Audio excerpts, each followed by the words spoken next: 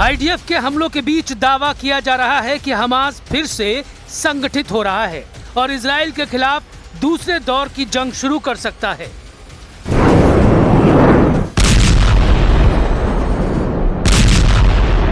Social media पर यह video तेजी से वायरल हो रहा है।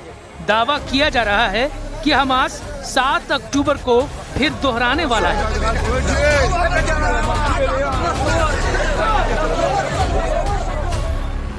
एक और वायरल वीडियो में दावा किया गया कि हमास इजरायलियों पर वैसे ही हमला करेगा और उन्हें बंधक बनाएगा जिस तरह हमास ने 7 अक्टूबर 2023 को अचानक हमला किया।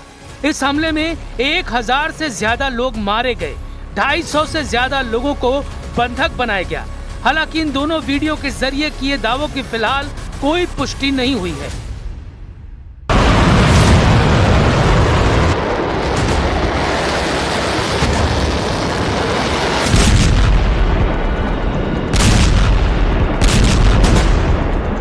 लेकिन 2 दिन पहले इजराइल के एक दावे ने हमास से उठती जंग की चिंगारी पर फुल स्टॉप लगा दिया। इजराइल ने दावा किया कि उसने एयर स्ट्राइक में हमास लड़ाका यूनिट के चीफ इज़ अल-दीन अल-हद्दाद को मार गिराया है। इस स्ट्राइक के बाद गाजा से तबाही की तस्वीरें भी आईं। साथ ही इज़ अल-दीन अल-हद्दाद की मौत का मातम भी दिखा।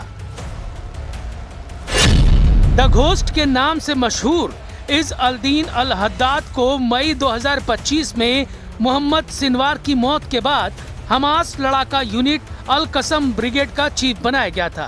अब रिपोर्ट सामने आ रही है कि हमास के अल कसम ब्रिगेड की कमान मोहम्मद उदैह को सौंपी गई है। उदैह पहले हमास की मिलिट्री इंटेलिजेंस का प्रमुख था। दावा किया जाता है कि 7 अक्टूबर 2023 के इजराइल पर हुए हमले की पूरी साजिश इसी ने रची थी। इजरायली बॉर्डर की कमजोरियों को पहचानने और हमले को अंजाम तक पहुंचाने की पूरी प्लानिंग में उसकी अहम भूमिका बताई जाती है। अब डर है कि वो इस तरह के हमले को फिर से अंजाम दे सकता है। तो क्या गाजा में खाड़ी का सबसे खतरनाक चैप्टर शुरू होने वाला है?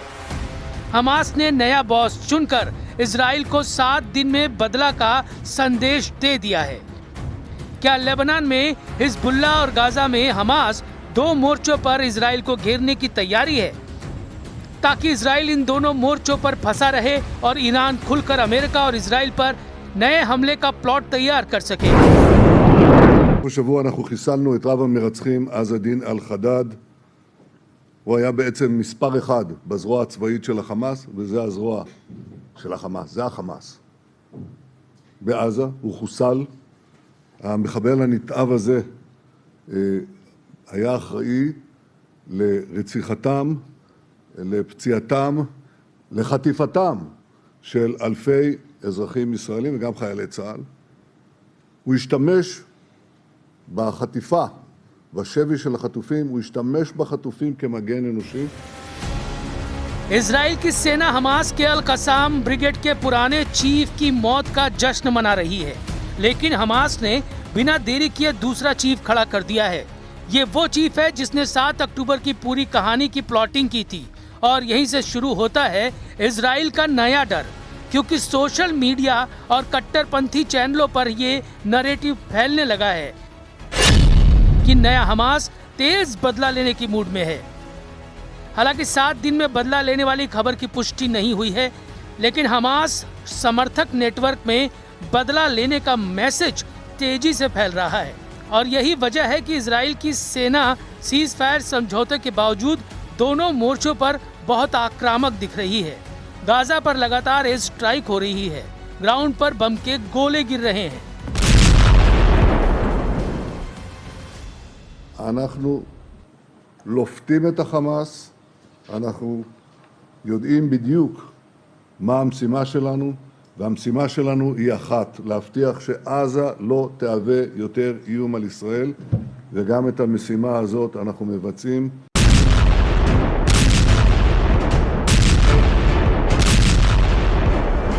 लेबनान में आईडीएफ का मोर्चा इससे कहीं ज्यादा एक्टिव है। हर दिन इजरायली सेना के हमलों के बावजूद हिजबुल्लाह बहुत तेज पलटवार कर रहा है। लेबनान बॉर्डर पर हिजबुल्लाह लड़ाके रॉकेट दाग रहे हैं। हिजबुल्लाह ने दावा किया है कि उसने इजरायली सेना की पोजीशन पर ड्रोन और मिसाइल से भी हमले किए हैं। हालात ऐसे हैं कि जब जब गाजा और लेबनान से इजराइल का सीज फायर समझौता होता है तो हमले की रफ्तार उतनी ही तेजी से बढ़ जाती है। उधर ईरान मोर्चे पर फंसे ट्रंप अभी तक जंग पर फैसला नहीं कर पाए हैं। इजराइल आरोप लगा रहा है कि हमास और हिजबुल्लाह दोनों ईरान की बदौलत जिंदा हैं। इजराइल खुलकर ईरान पर हमला करना चाहता है, लेकिन ट्रंप खाड़ी में ईरान के चक्रव्यूह में फंसे दिख रहे हैं। एक तरफ फिर से खड़ा होता हमास, दूसरी तरफ हिजबुल्लाह का तेज पलटवार और इसके बीच ईरान से नए हमलों का डर।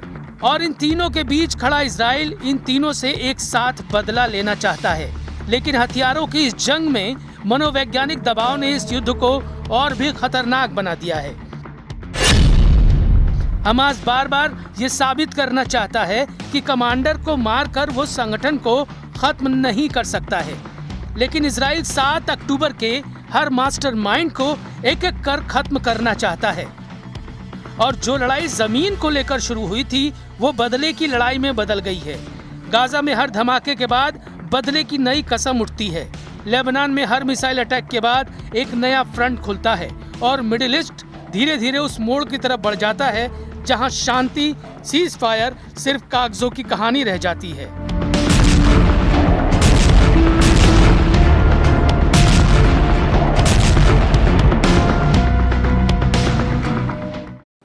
איננו פתוחה גם לגבי איראן. אני אשוחח היום, כפי שאני עושה מדי כמה ימים, עם ידידנו הנשיא טראמפ, אשמע בוודאי רשמים על נסיעתו מסין, ואולי גם על דברים אחרים. בוודאי שיש הרבה אפשרויות, אנחנו ערוכים לכל תרחיש.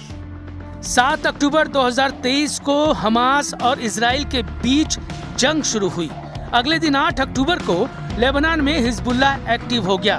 2 साल जंग लड़ने के बाद अमेरिका ने 2025 में गाजा में सीज फायर का ऐलान किया।